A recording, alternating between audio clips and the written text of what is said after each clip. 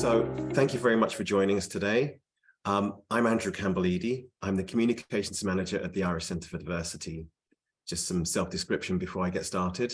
I'm a Black man in my 50s. My pronouns are he, him. I have shaved hair on my head and a black moustache. I'm wearing glasses with a thick black frame.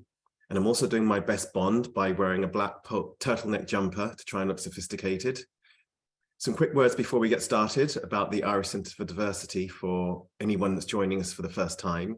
So the Irish Centre for Diversity is a diversity and inclusion focused company that supports businesses and organisations to become more equitable and diverse. We're the leading organisation delivering D&I training in Ireland, and we've coached more than 250 companies across many sectors. Supported by IBEC, we've developed Investors in Diversity, which is Ireland's premier diversity and inclusion accreditation mark. The most frequent question that us at the Irish Centre for Diversity get is, what does it take to achieve Investors in Diversity Gold, which is the top tier of our framework? Now, there are 11 businesses and organisations that hold Investors in Diversity Gold, and today's session, along with part 2 at the end of June, brings people from this select group together to answer that question so that you can consider applying some of their initiatives to your own workplace and culture. So to get started, I'll just cover off some housekeeping before I introduce the panel. So the housekeeping is that the participants are muted. Sorry, the audience, you are muted and your cameras aren't on. So all you'll see on your screen are the panelists and our ISL interpreter. So panelists we have, I'll start with Catherine White, who's our ISL interpreter, who you can see doing a fantastic job there. We also have Julie Hutton with us. She's the Irish Centre for Diversity Head of Operations. Very grand title, very well deserved, as you'll hear more about later on. We've also got Niamh O'Connor, who's from CPL. We have Oisin O'Gogain from Aon, and we're also joined by Tom O'Halloran from Laya Healthcare. Once we get started, just wanted to say that please do join us in the chat function to let us know where you're joining us from today. Let us know which organisation, and maybe put in a question about, or not a comment about one thing you'd like to leave with today. But please do put any questions, any specific questions into the Q&A function so that we can pick those up for later on in the session. So without further ado, I'm handing over to my co-host, Julie Hutton. Welcome, Julie. Thank you, Andrew. And thank you for the comment about the grand title of Head of Operations. Yes, rather grand. So my role in Irish Centre for Diversity is the development of, in part, the Investors in Diversity standard and framework, but all of the other functions that we deliver. So in order to support organisations through the Investors in Diversity framework, we also deliver training function, consultation, review activities, all sorts of things. And so part of my role is to look at how we develop those elements.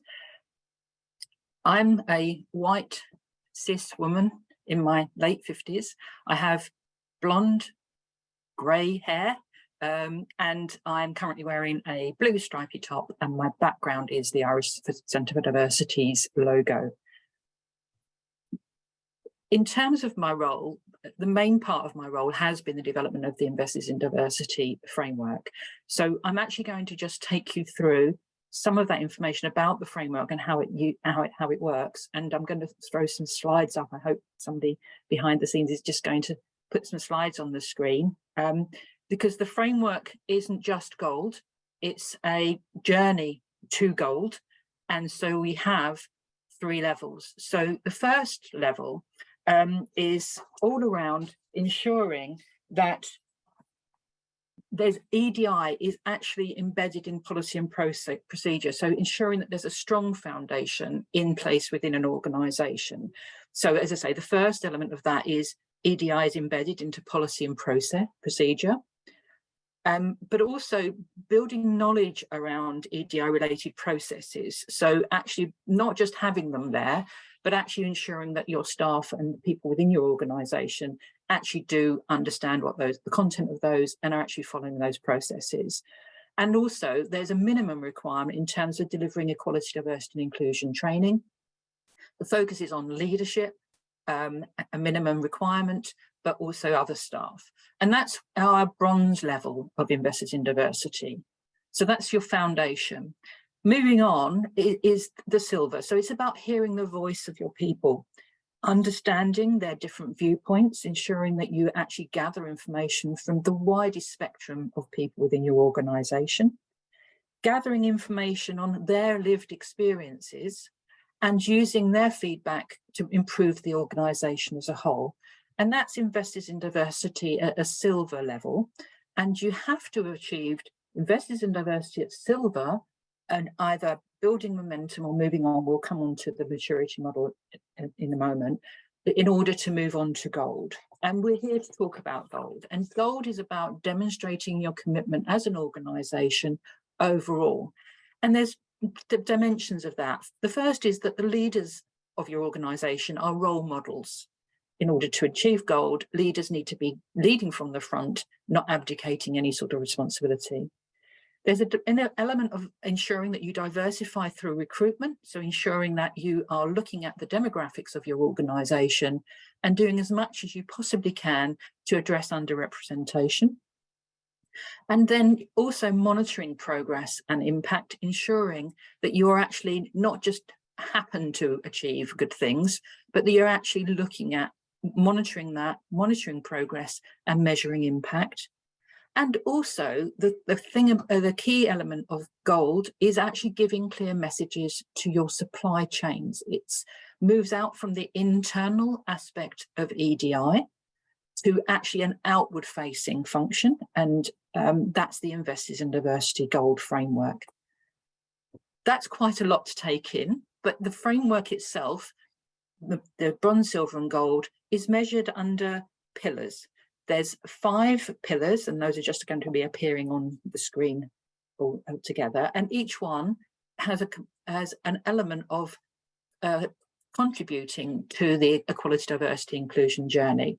So the first pillar is diversity, inclusive leadership, policies, procedures and processes, recruitment, retention and progression, recording and monitoring. And then there's that 5th pillar, which we talked about just at the end there of the last slide, the impact on external diversity.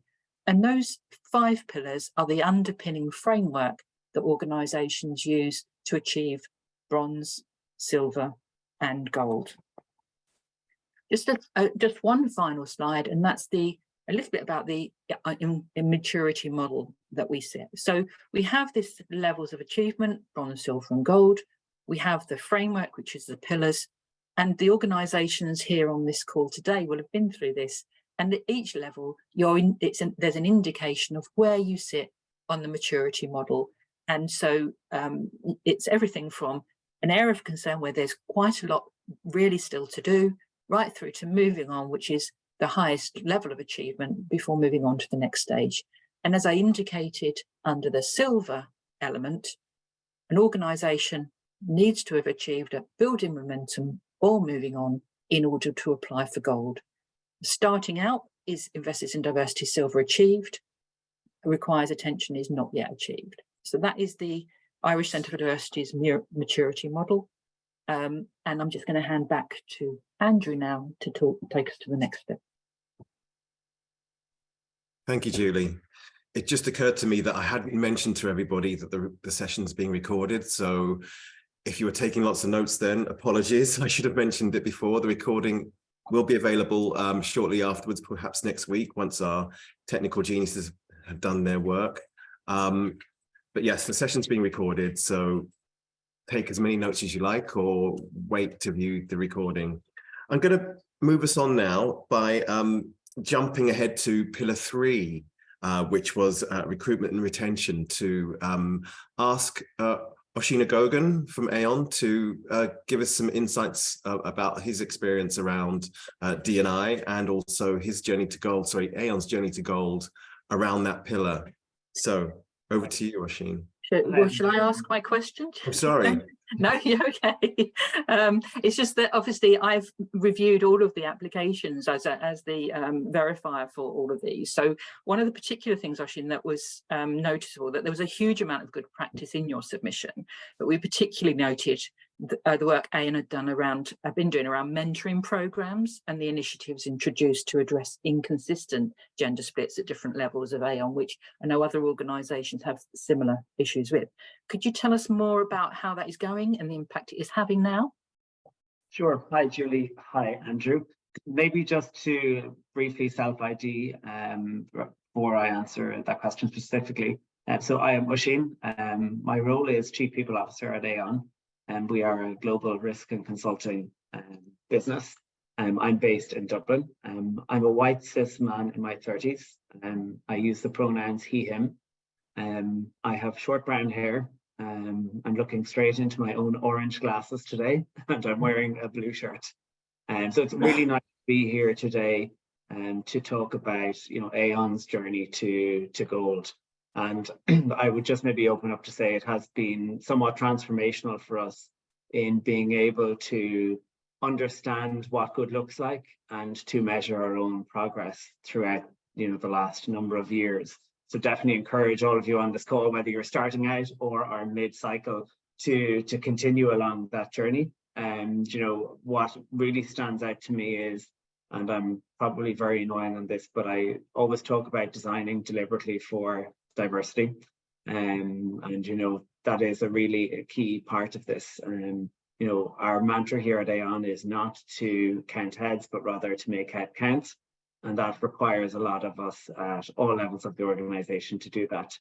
So I know, Julie, the question specifically focused on mentoring, and I'm very happy to talk a little bit about, or as much as you'd like, about some of the initiatives we're having. I think maybe to step out into the broader pillar of recruitment, retention, and progression, where I kind of see mentoring sit in. We've advanced quite a lot in, I would say, a relatively short period of time. You're talking 3 to 5 years to see kind of, really good practices established. And I think there's probably a couple of things I could share with those of you on the call today, to hear a little bit more about that. And some of the first things is really having very clear and intentional communication at all stages, particularly of a recruitment process, be it on your website, in your job specifications, and throughout an interview itself. It's a really important point to talk clearly about what it means to you as an organization, and that you're very open to everybody joining. A lead on from that, I think a lot of organizations have, hit and quit unbiased conscious training or unconscious bias training. I would say for us, it has to really be embedded in culture. It wasn't sufficient just to do it at managerial level. We have been encouraging, not mandating yet, but encouraging all colleagues to participate in that. Recent discussions include, should a manager not complete the training, a manager cannot hire. And that says a lot about how seriously we take our approach to talent acquisition.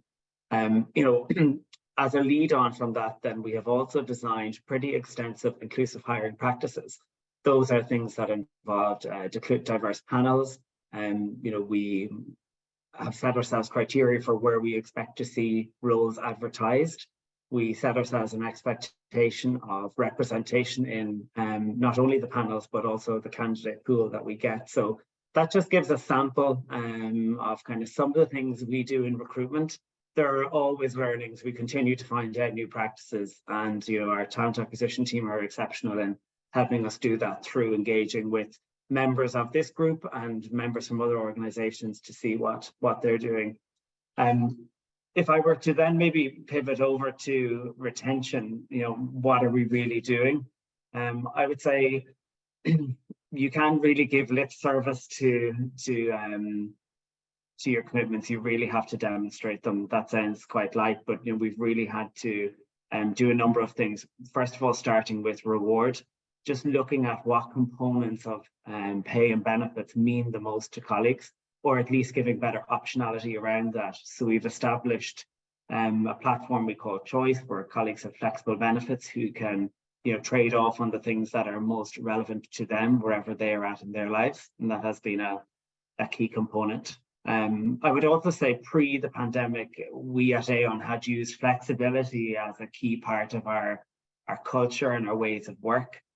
The pandemic definitely accelerated that, and it has expanded it pretty materially, where like most, we have flexibility to work throughout the country and in many cases outside of it. But I think one that's probably had most benefit is a review of our family benefits that we offer colleagues. I say family, of course, that could mean different things for many colleagues, but we have really expanded out the range of leaves, policies, and not only expanding things like carers leave, paternity leave, maternity leave, but actually choosing your words really carefully in how you do that. And I think that has, really set a tone for how we interact with each other and the type of culture we have. That I think is stickier than the reward is, that sense of belonging you get from reading something that resonates with you. And so we do take time to work with not only our senior leaders, but our Irish Inclusion Council, who are a really active part in helping us understand the pulse throughout the organisation, different areas and offices or floors. It could be microcosms. We really try to understand what works best for the collective. So that has been a key part under our retention pillar. But Julie, if I am to answer your question, which those who know me know, it takes me a while maybe to get to it, but mentoring has been in its principle a really key part of this. And of course, we're constantly mentoring each other in understanding what we can do to improve. How Aon operates is we have multiple different solution lines right across this country and others. And they themselves have varying diversity challenges by virtue of working in different sectors. And that has presented us with a need for multiple different activities to occur at all times. So a couple of things we're doing, and then maybe things that have been successful for us, and those on time, please tell me to stop when you'd like me to wrap up. A couple of initiatives we've been involved in the last year or so. One is Teen Turn. The partnership with Teen Turn is intended to get more girls specifically in school to focus on STEM subjects, that's science, technology, engineering, and mathematics. And as part of that, we've introduced a number of work placements where these girls can come to the office and see the type of environment that's here and gain encouragement. It has a structure underneath it that you'd expect with those, and that has been a pretty interesting one for us.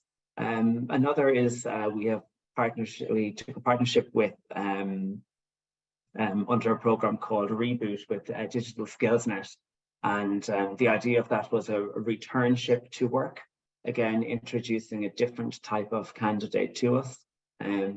Those who joined us this year are now pleased to say permanent members of our team, and so I would definitely advocate for that as a strong way to not only attract but to retain talent.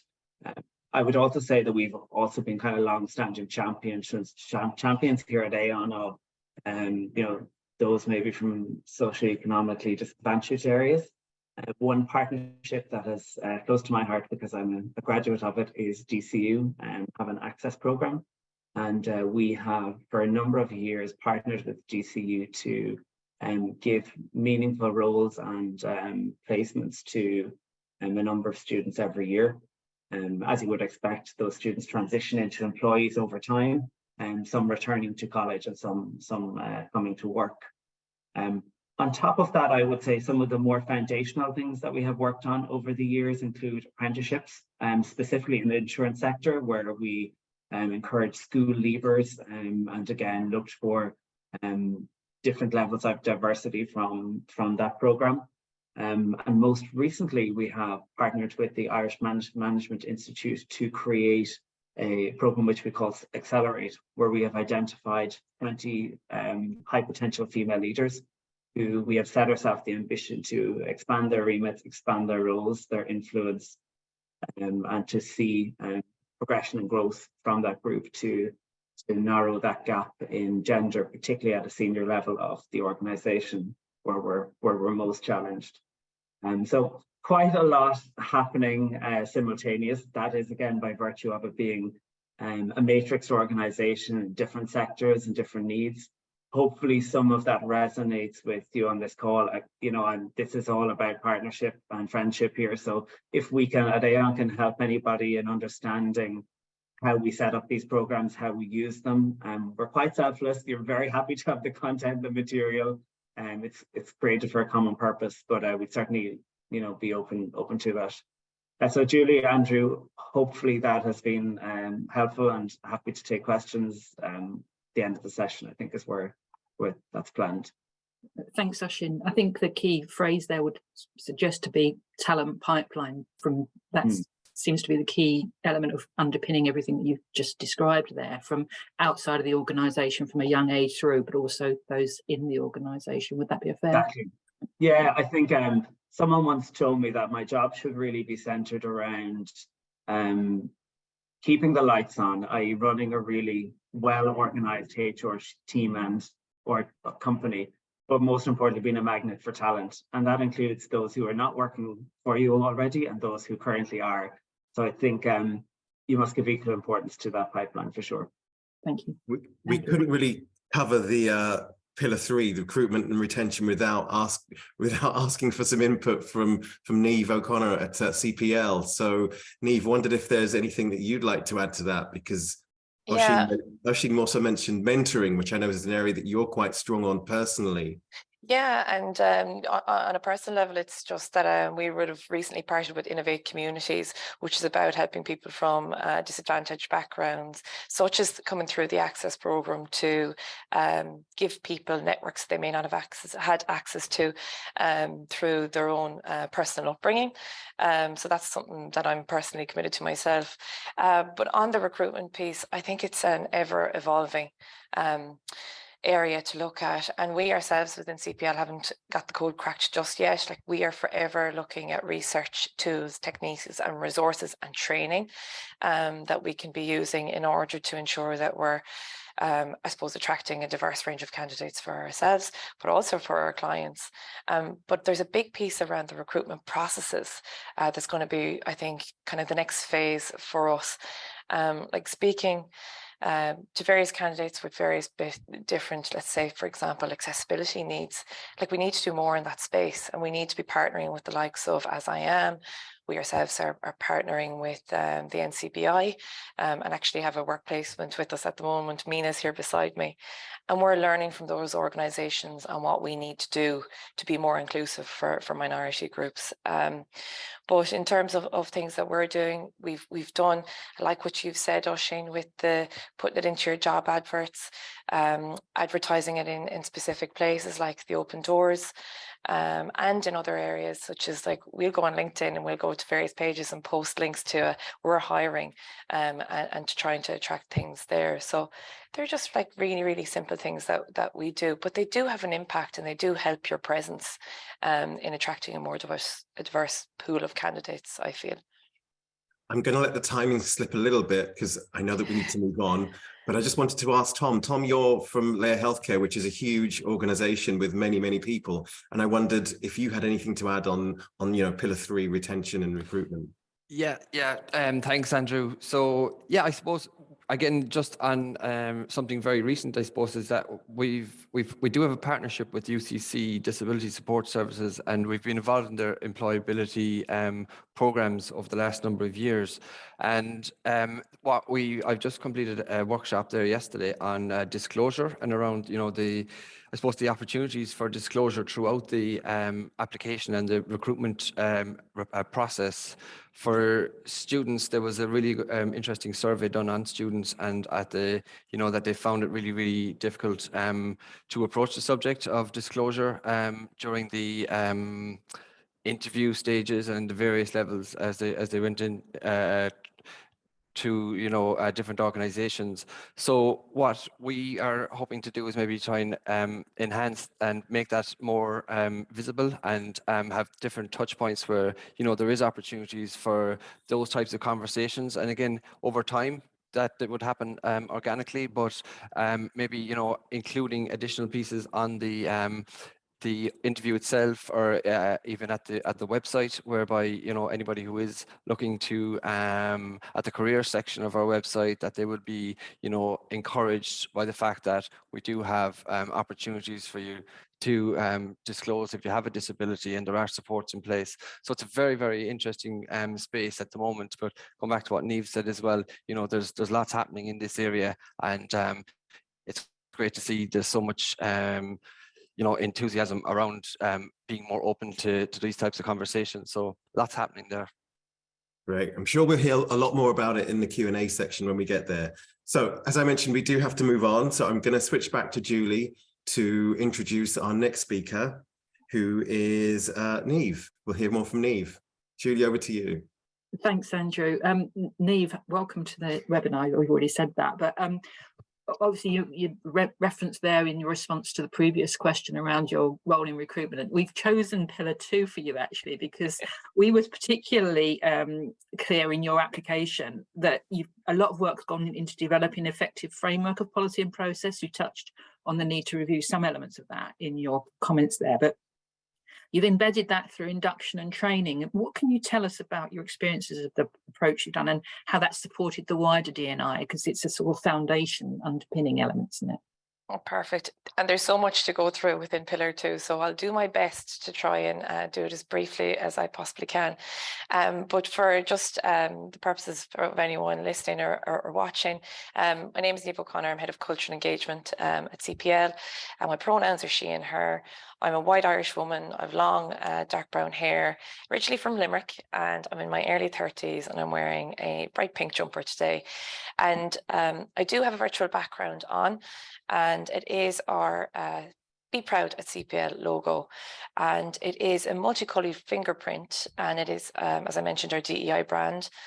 And the concept behind this fingerprint is that no two people in the world have the same fingerprint. And for us in CPL, that marks celebrating everyone's different backgrounds, perspectives, experiences for all our people. And it emphasizes that DE&I is in our DNA.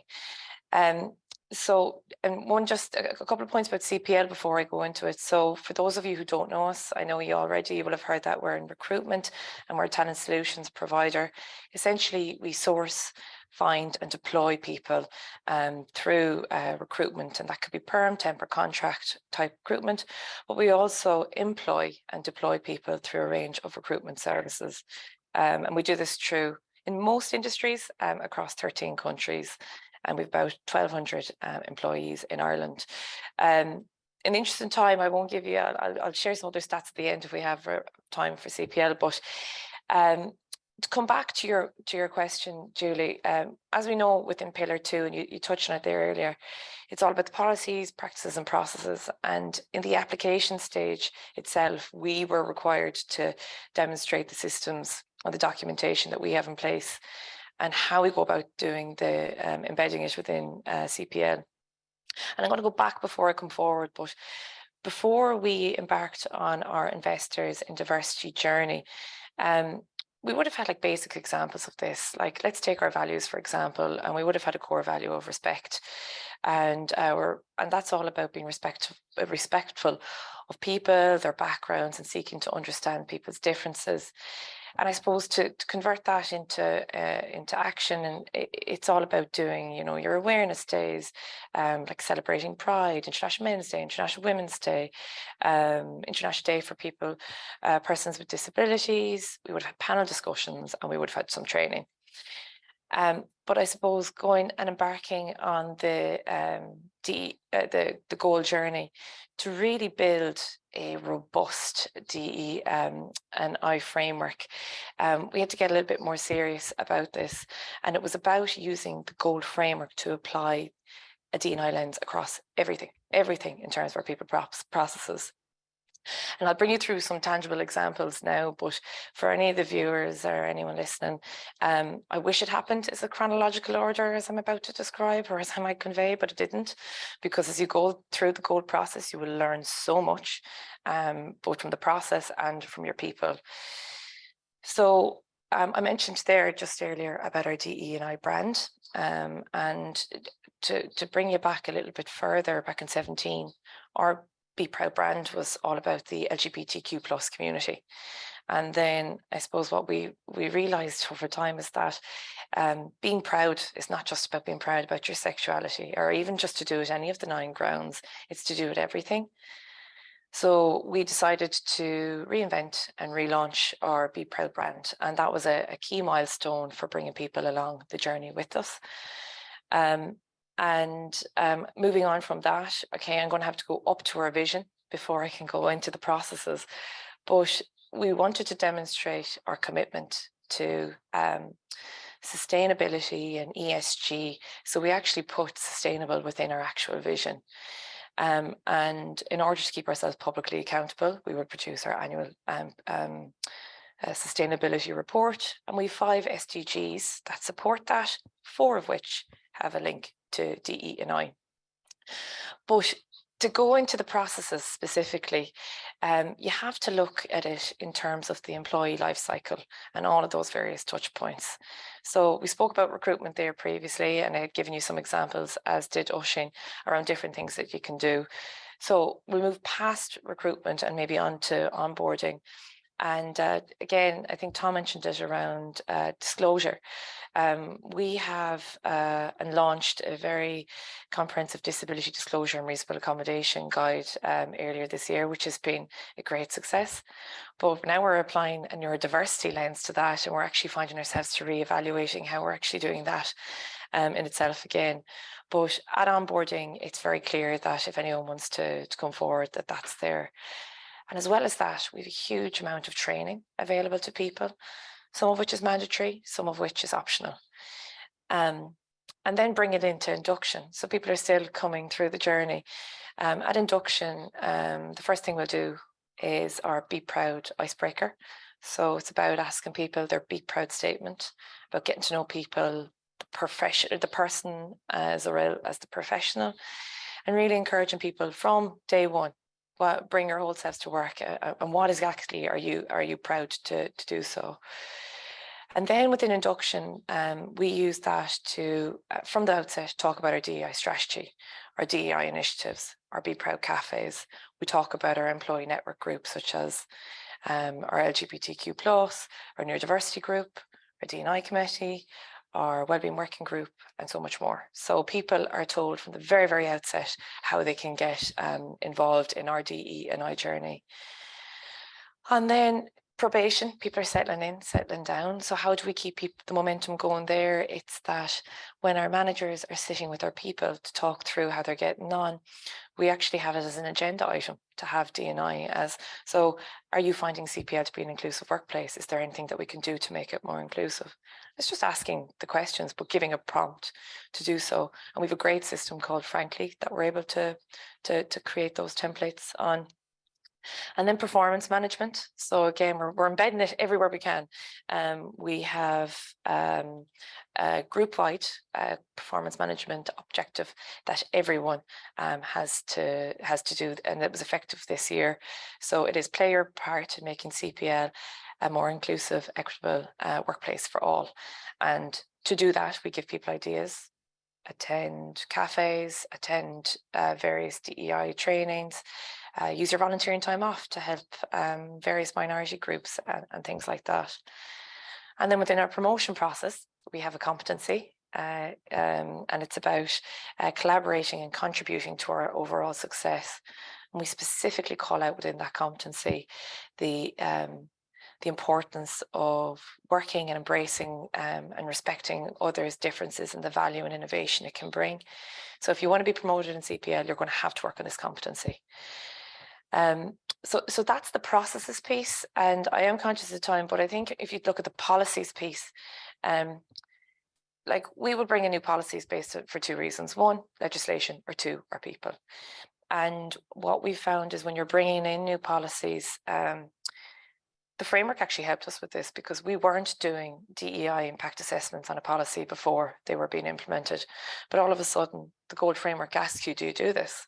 So then we came up with a framework on, okay, you know what, we actually need to be asking these questions about the 9 grounds to ensure that we're not directly or indirectly discriminating against people for introducing a policy.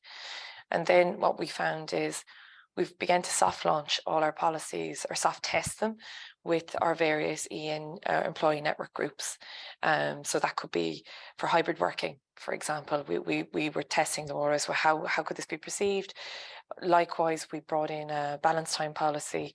And another thing we brought in would have been our internal communications, internal meetings and communication guidelines. And again, we're just putting a D&I lens across all of those things. So that's all the processes. And then finally, in the practices piece, how are you driving all of that? It's our committee.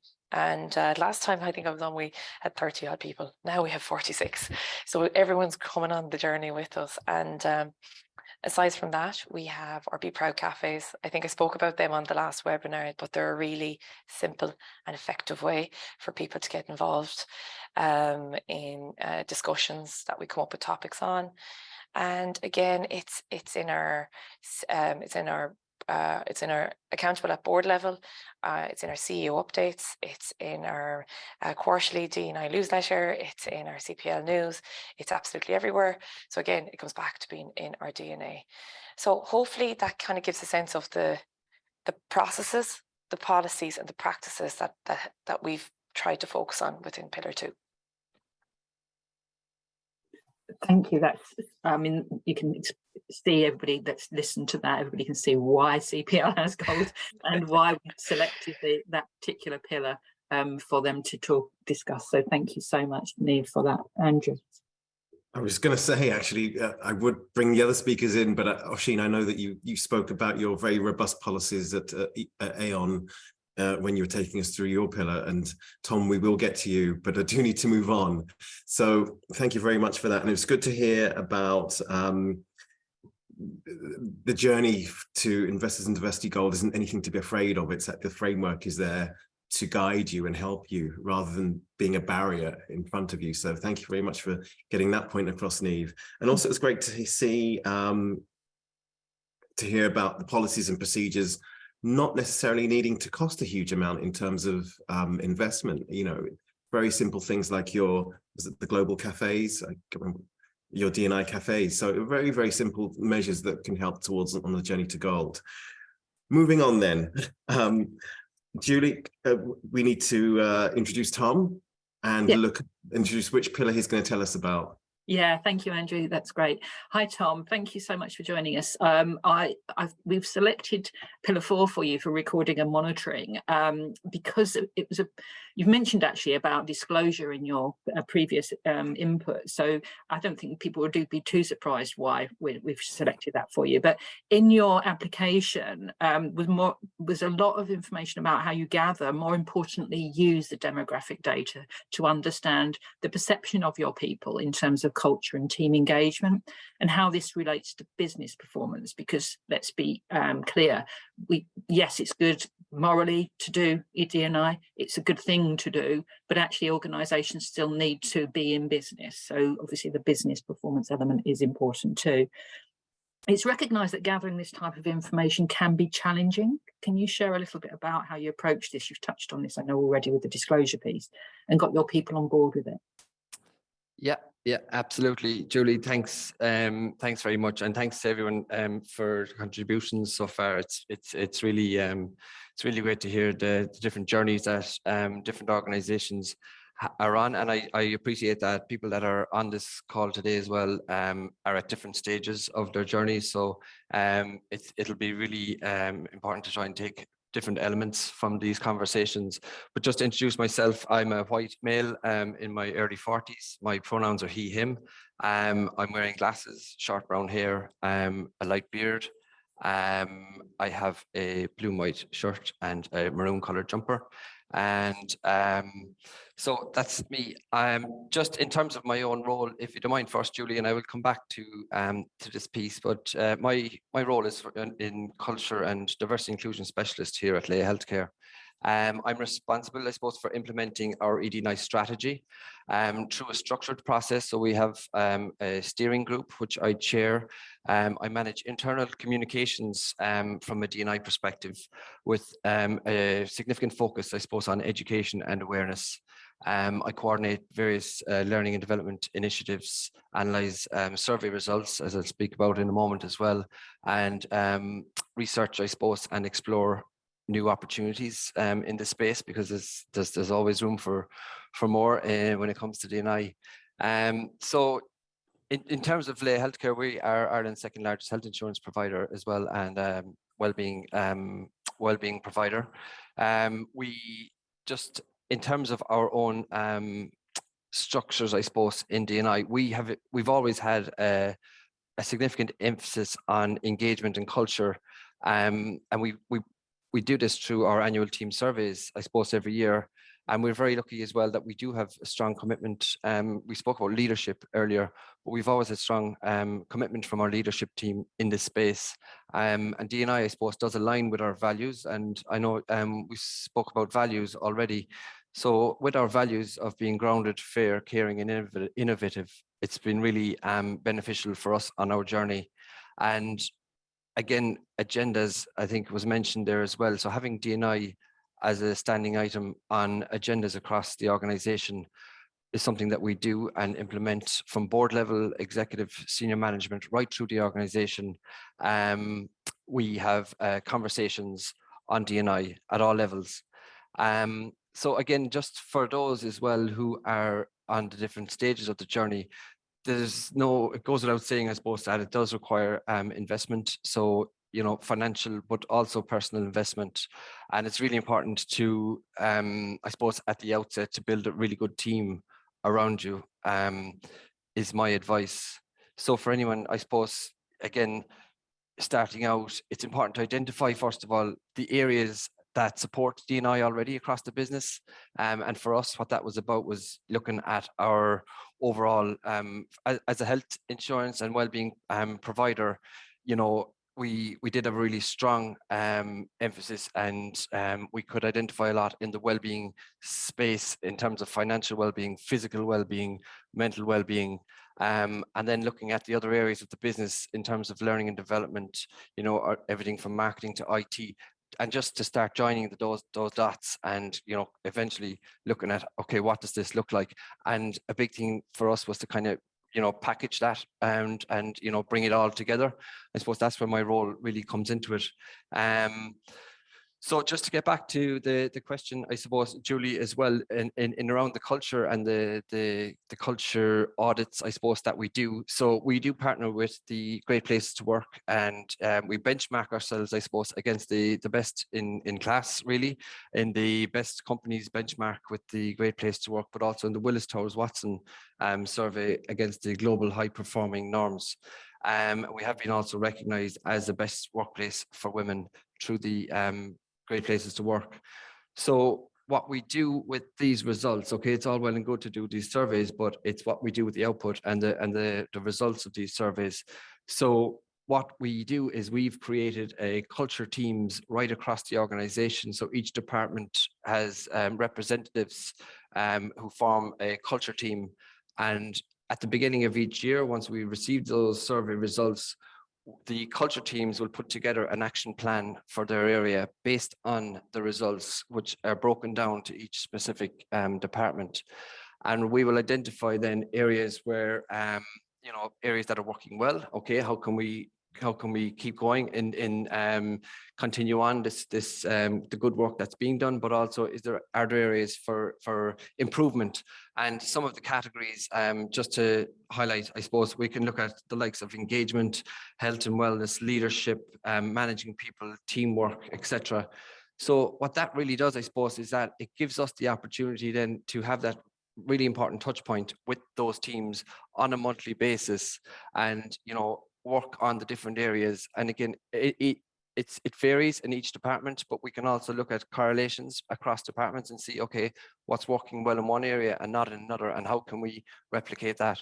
So it really gives us a good indication, and it helps us to focus our efforts in those specific areas. We also have communications champions as well for each area, which help us in identifying, I suppose, any challenges or any areas that need to be highlighted in a specific area. And then also those communication champions will be responsible for communicating out, you know, any news, any information, any content that needs to go out to their specific areas at a particular time. So it's all about having those structured contact points with the team throughout the year. We've taken it actually a step further this year, and we've just recently launched our team demographics survey. So this is a data gathering exercise, I suppose, that we've undertaken to get a really more clear picture, I suppose, of what Laya looks like from different demographics. So we've asked questions around parent and caring responsibilities, sexual orientation, ethnic background, physical disabilities, neurodiversity. So we're trying to understand the team a bit more, and, you know, the outputs, I suppose, of this survey will again put a structure in place where we can see, okay, what are the areas we need to focus on going forward? Do we need to put more resources into assistive technologies, or, you know, are there requirements from a physical, from the building perspective, you know, is there more we can do for our LGBTQ plus community?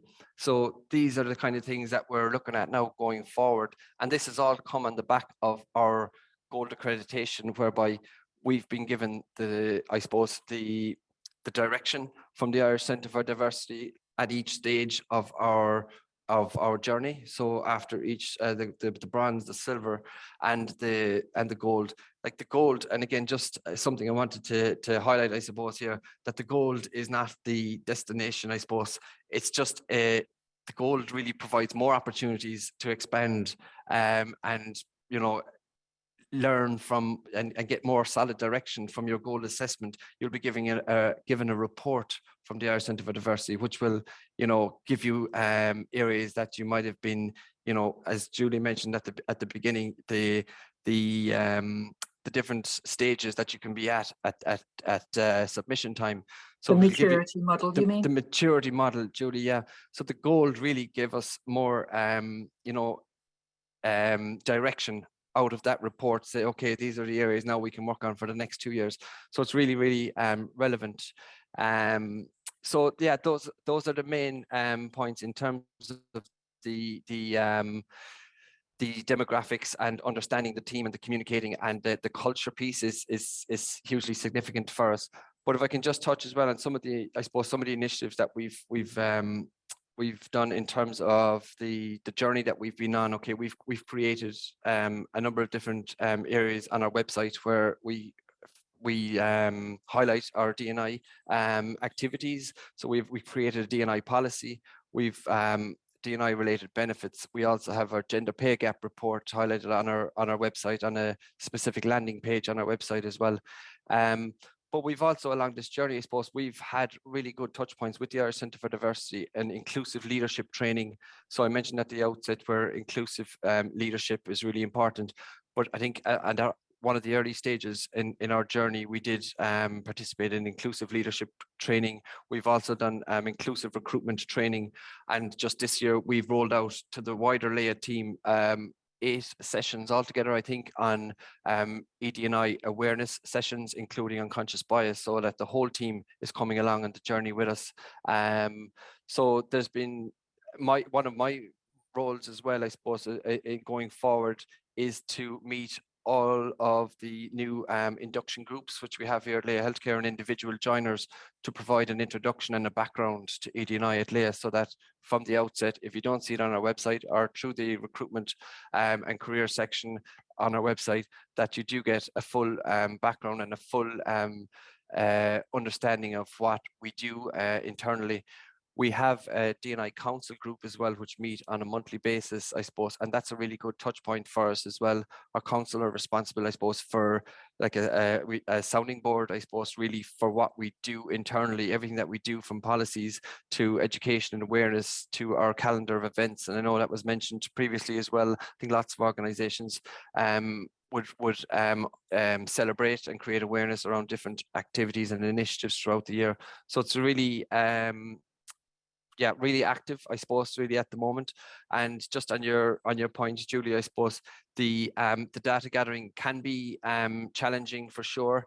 You know, it needs to be, I suppose, embedded. We were lucky to have that culture originally here at Laya Healthcare, we were able to just build on that. And that's the reason, I suppose, we've gone out with this new data team demographic survey, which we hope to have as an annual survey, and will give us an idea of, you know, different areas that we need to work on at different stages over the next number of years. Thank you so much, Tom. Yeah, that's brilliant. I think the you did obviously benefit from culture, but your approach is that you're building on that and building trust and respect around sharing that information through the various activities you've undertaken. Thanks so much, Andrew. Thank you. Yeah, just to echo that point about the culture being so important in gathering the information, and tied to that, also showing what you're doing with the data, showing the positives about providing that data. So yeah, gold standard. On that note, I'm going to switch us over now to the Q&A section. So I see that Oisin's been typing some answers to some of the questions in so far. So hopefully those are covered, but I can see a burning one just screaming at me. And it's basically asking me for some more information about the global cafes. Initiative. Yeah, no problem at all. It's so simple. It's so effective. We come up with a range of topics that we want to discuss. Calendar invite goes into everyone's diary in the whole company. Anyone can choose to attend or not attend. It's employees that lead the conversation. It's not HR.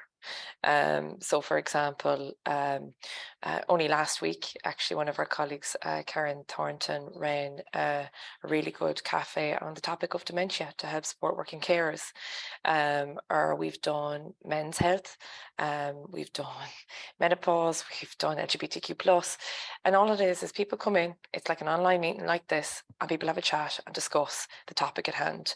You do need someone to host it, and you do need someone to be that kind of in between. Very safe space to share and learn in an informal capacity. And they tend to be quite emotional, if I'm being honest, because you get to really hear people's personal impact to the particular topics at hand. And we have tended to focus them on topics that might be, like, for example, disability and accessibility, or LGBTQ+, like all areas whereby we need to be talking about these things a little bit more. Yeah, so that's what it's very simple, but it works for us. Thank you very much. If I could just say, there's the strength of them is the basing it on lived experience, isn't it? Because actually, this isn't theoretical. This isn't, oh, we should do this because some legislation says. This is actually people's lives, and the lived experience is so powerful. And we find that actually from the Silver Survey comments, and the supporting organisation to go to Gold is actually gathering information about the lived experience. So thank you. Okay. Another question for Niamh and also Tom on this one is, we got a question from Shane asking about the EDI councils and your EIGs. What is the makeup of them? What levels are they? What roles are they? And what are the objectives? If we could turn to Tom for that first. Yeah, perfect. Great question, Shane. So there's no right and wrong way of doing this, I suppose. But what we've done, we've opened up our council to across the whole business. So everybody is invited to join the council at any time.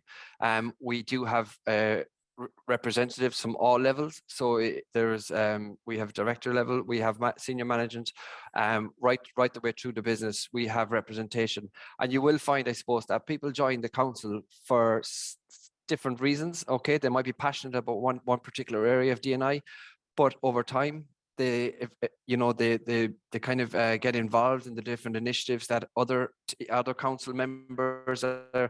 We try and build a kind of a community whereby we use each other as soundboards for, okay, like what has worked well in one specific area and how can we replicate that in another area. So it's really, really beneficial that we have the council, such a broad and diverse group. I suppose that's what it is really. There's and we meet once a month, and we have a set, I suppose, agenda item is our calendar of events. We look at what we're going to do we look at the previous month, obviously, and what we're going to do for the month ahead. We celebrate and create awareness on our internal communication system. We look at planning for future events. Again, we're looking at different things around the summertime. Can we do volunteer days? Is there volunteering opportunities? So we're just trying to build that community. And again, as I said, you will see people join for specific areas that are close to their hearts and that they want to get involved in, but eventually that mushrooms out, and you become, there's a huge group of like-minded individuals who are there to be for the greater good of the organization, but also of society in general. Thank you, Tom. Niamh, your Be Proud Cafes, who drives that? Well, our DEI committee will be the kind of driving force around the various topics, or else it is, if something is raised in a particular cafe and we feel that we should have another topic or discussion, that's how we do decide them. Similar to Tom, in terms of representation from across the organisation, similar again to Tom in terms of how they are run. Our DEI committee are people that are aware of the wider delivery of our DI strategy and our action plan. And then we do have subcommittees. So for example, in one of our DI committees, we just felt that there was so much to do in relation to neurodiversity, and likewise in relation to working parents. So we had to break subgroups and allow people who are more passionate about that really focus and to hone in on what needs to be done in those respective areas, both in terms of policies, practices and processes. So it does, our DEI committee is kind of overarching, and we might have subgroups to be more focused. Thank you very much, Niamh. And Oisin, you must have a huge spread of ERGs over at Aon and special interest groups. Do you find that they're drawn from a specific group, or are they, is there a mix of levels within them? How tell us a bit more about ERGs at Aon.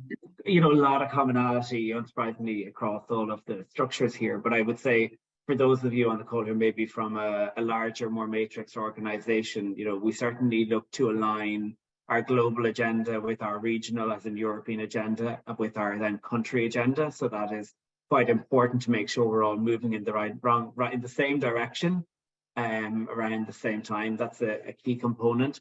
One thing I would say as well that might be slightly different is I feel it's really important to have some level of executive or leadership presence on a number of these forums. Tom, you referred to the investment required earlier on. Never understate that. And you do need someone in the room who can make a decision that ultimately shows the backing of the group. So either someone who's physically present in the meeting attending, or an executive sponsor for each of these forums that group can then come to get whatever the formalized approval may be required on spend or location or whatever it is to do something. So that's maybe one additive. I think the rest of it is the same. Typically people join these groups because they're allies. They want to be part of it and they have influence, and that's why we love to have them join all of our groups.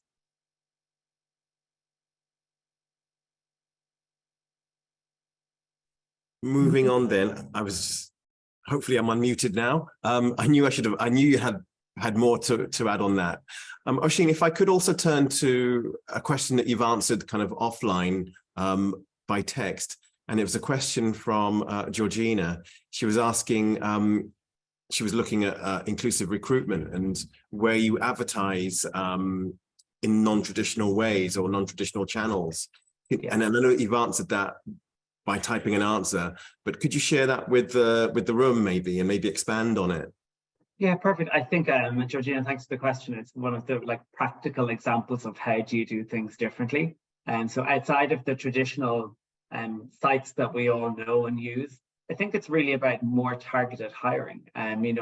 Examples that I could use are sending open roles to graduates of that Reboot program through Digital SkillsNet that I spoke to earlier on.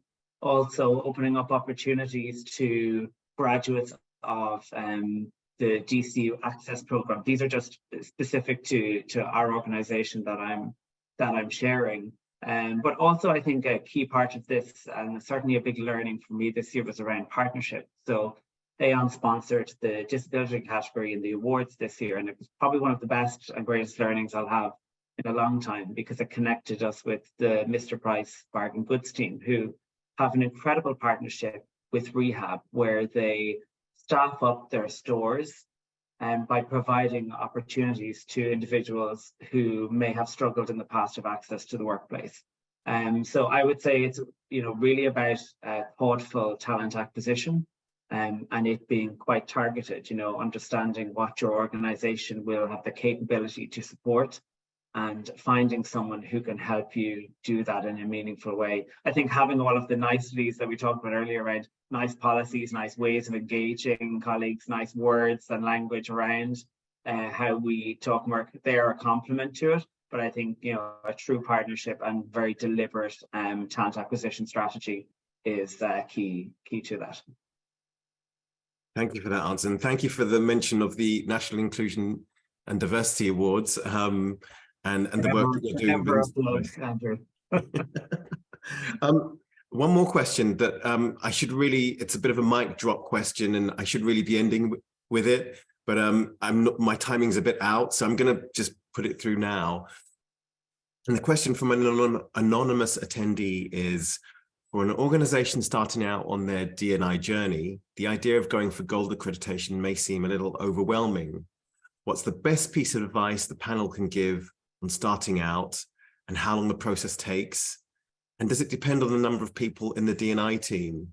Does a bigger team mean that you'll get there faster, or does it take just passion? Does it just take passion to drive things through? What's the best piece of advice you could give to anyone embarking on an investors in diversity journey at whatever level, a particular gold? Niamh. I can jump in there. Sure. Sorry. Go ahead, Tom. Yeah. Yeah. No problem, Andrew. And you'll probably hear from the three of us, but I think it's I think I mentioned it already in around, looking at what you're already doing in this space. Okay, try and identify the different D&I initiatives that are already happening in the business. Look at your policies, your practices, and your procedures. Partnering obviously is an important piece, and look, early on in our stage, and just again another plug, but we did partner with the Irish Centre for Diversity, and it helped us to understand, I suppose, what were the areas that we needed to focus on. But for somebody starting out, look, it is about looking at what you're already doing in the space, okay, pulling it all together, try to package it in an area, have commitment and have investment. And again, as I said, it's not just financial investment, it's personal investment. So once you have those few elements, okay, and I suppose after that, then you need to look at, the area of education and awareness and peace. Is there more building that team around you? Okay, so how do you build a team around you of like-minded individuals, but a diverse group and a diverse team as well? So like, for example, within the healthcare, like we didn't have a diversity inclusion specialists a number of years ago. Now we do, and that's my role. So if an organization is serious about this, it's not something that needs to be heaped onto somebody else's already day-to-day job. If they're already at full capacity, it's not something that you just tag along to another HR person or whatever the case may be. You need to get be realistic and understand that it's a very, very broad subject. It's a very, very broad topic. I did an interview with a student a while back from Limerick Institute of Technology, and one of the questions that she asked me was around what did I like most about the role, and what I liked most was that it's so broad, and there's so much it's very rewarding. But also the question she asked me, what did I find most challenging about the role? And the most challenging is that it's so broad as well. So there's an awful lot in D&I when you look at it from a legal perspective, from organization perspective. There's an awful lot to be covered. So again, just being realistic about it, but again, understanding what you're already doing in the space would really help you start off the journey.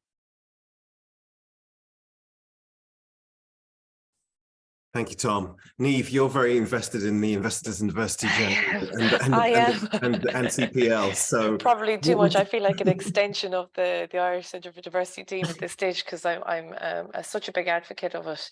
Thank you very much. Much appreciated. The And advice. it's very clear your passion. So what would be your one piece of advice to someone starting on Investors in Diversity or even looking at gold? Well, I would probably say two things. So one is that it is project management, and at its best, you do need people invested. You do need, and it's not about how many people are invested, but like the way we approached it was, let's look at the 5 pillars, and let's get the right people involved in the various pillars. And where we don't feel that we have enough representation, let's bring people on board. When you break it down and you look at I call it the blueprint or the checklist of the investors in gold, you'll see where you are lagging. But I think this is the most important. And my second point is that we didn't have absolutely everything done to achieve gold. Like, we've been done some things to really, really high standards, and there's other areas that we have to do a lot more work on. And I thought the framework and the process was really good for helping us identify what we were not doing. And then what we then were able to do is go, right, well, we actually didn't know that we weren't doing this because we didn't know about this. So let's put in an action within our action plan, what we intend to do within the next 2 years before we go for renewal. And so the thing is, don't overthink it. And what Tom said, pull it all together in what you have, spend some time figuring out what you need to do. And then it's project management at best. Get as many people involved as you can. Thanks very much, Niamh. Wise words indeed. Oisin, you surely have, you operate your people manager across several territories. So you must have to look at this sort of issue and these sorts of challenges, not just from an Irish perspective, but also from an international and local market. So what are some nuggets that you found from your experience? It's hard to build on, the great examples and pointers that Tom and Niamh have both given. But I think I'd probably think of it in a very simplistic way. I think you need the commitment of your leadership to begin. To gain that, you need to really understand the case for change specific to your organization. So the why, and I would spend time doing that. I think when you've got the commitment, you then need the investment to really understand what backing you have to do this. That's, you will require resource, you will require time out of busy people's days. And that, is not just extra time or discretionary effort you'll find. So that needs an investment. And then I would maybe, cover it off with a network, this group and other similar groups, learning from each other, not duplicating effort in creating millions of the same things. I think that is probably, I would say, the core things. So commitment, investment, network would be my pointers for anybody either starting out or in the middle of it and thinking about, going further along the journey. Okay, I've got a drill going on behind me at home. So, Julie, I wondered, was there anything you'd like to add, if anyone can hear me, to any of these points so far? Thank you. Yeah. All of those points are just spot on. It is a framework designed not to catch you out, but to catch you in. It's not about saying, okay, do all of this, then we'll test you, and then we'll tell you actually what you haven't done because you haven't done it because we haven't told you. So everything is really very transparent in terms of the ask. It does look daunting when you first look at it, but as a number of you have said, take it a little bit by little bit. You can't start the journey without taking that first step. You can't achieve goal without taking that very first step. So if you're looking at, well, how do we move towards that? Well, actually, you will have the milestones of bronze and silver before you even think about gold. And the Irish Centre for Diversity doesn't say, here's bronze, right, here's your feedback. It's a supportive process in terms of that initial review of the foundation of the policies and the processes, the leadership training and the embedding, the process of embedding. And then the silver is actually comes with a full detailed report of the findings from the silver survey. The silver award is the voice of the people, so it's the silver survey. But you don't just get the report, you also get a presentation of the findings and an action plan to start you looking at what do you do with those results before you even get to gold. So it is a scary thought journey to gold, but actually there are very, very clear, structured and supportive milestones in the framework to support you being successful. And as others have also said, you don't have to be 100% perfect to achieve gold. Gold in itself has its own internal maturity model. So you achieve a certain, yes, there is a level of requirement, but it's not a perfect level of requirement to achieve gold. It's up above a certain level in order to achieve gold initially. And then for those organisations that are now seeking reassessment, and we have one organisation that has reaccredited, it's working on those foundation steps that you have in place and building on those. And you've all said about the actions that you've taken from your first gold assessment, that you're building on those for subsequent reassessments. So it is a journey, not a destination, as I think that was also mentioned. So although this is journey to gold, this is journey to gold and keeping gold. So that, I hope that that's helpful. Absolutely. In the few moments that we've got remaining on this webinar, I'd just like to wrap up, if I may. So I'll start by thanking the panel. Thank you, Niamh. Thank you, Tom. Thank you, Oisin. Thank you, Julie. Thanks, Catherine, for your wonderful interpretation. I'd also like to thank the backstage team of Kira and James for keeping the chat going and doing all the magic that you do behind the scenes. And I'd like to thank you, the audience, for joining us today. It's one of our highest attended webinars that we've done. So thank you very much for being so interested and engaged with the whole progress on D&I and the journey of continuous improvement that is Investors in Diversity Gold. Some takeaways before we wrap up is don't be overwhelmed. Help and support is available from day one. And this is, as Julie mentioned, this is a framework to support you on improving on what you do well and building on it. Also, don't forget the external impacts that Investors in Diversity Gold looks at. And some of our speakers, all of our speakers have talked about the mentoring work that they do, the outreach work that they do with local communities, the access programs, things like that. So please don't forget those. And don't forget communications, constantly listening to your team and reacting and acting on requests from them. Those are the key takeaways. Before we finish, I just wanted to mention that this is Journey to Gold Part 1. Part 2 is happening towards the end of June, on the 28th of June, and that will be emceed by James on our team. Registration's open now, so please do have a look at the Irish Centre for Diversity website on the events tab. All the details will be on there.